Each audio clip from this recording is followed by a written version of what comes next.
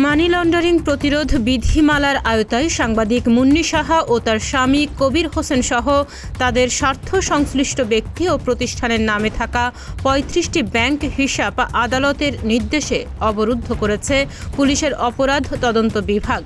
শনিবার সিআইডি এক সংবাদ বিজ্ঞপ্তিতে এ তথ্য জানিয়েছে। সিআইডি জানায়, সাংবাদিকতা পেশাকে ব্যবহার করে মুন্নি সাহা ও তার স্বামী বিধি বহির্ভূতভাবে প্রভাব খাটিয়ে প্রতারণা ও চাঁদাবাজির মাধ্যমে বিপুল পরিমাণ অর্থ উপার্জন করেছেন।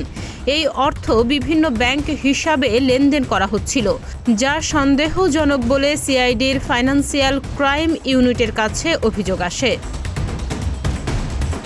মানি লন্ডারিং প্রতিরোধ বিধিমালা ২০১৯ অনুযায়ী সিআইডি অনুসন্ধান শুরু করে। প্রাথমিক তদন্তে দেখা যায়, মুন্নি সাহা ও তার স্বামী এবং তাদের স্বার্থ সংশ্লিষ্ট ব্যক্তি ও প্রতিষ্ঠানের নামে মোট ৪৬টি ব্যাংক হিসাব খোলা রয়েছে। এর মধ্যে বর্তমানে ৩৫টি হিসাব চালু রয়েছে এবং সেগুলোতেই সন্দেহজনক লেনদেন হয়েছে প্রায় ১৮৬ কোটি ৫৬,৯১,০৮ টাকা। বর্তমানে ওই হিসাবগুলোতে মোট স্থিতি রয়েছে ১৮,১৬,৫৩,৭৩৯ টাকা।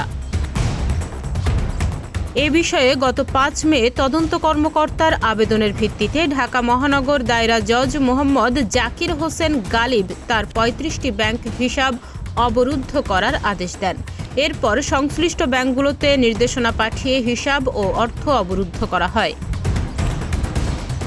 সিআইডির পক্ষ থেকে জানানো হয়েছে, মানি লন্ডারিং প্রতিরোধ বিধিমালা অনুযায়ী তাদের বিরুদ্ধে বিস্তারিত অনুসন্ধান এখনও চলমান রয়েছে।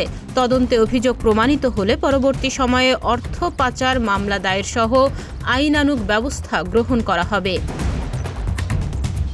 ডেস্ক রিপোর্ট, প্রতিদিনের বাংলাদেশ।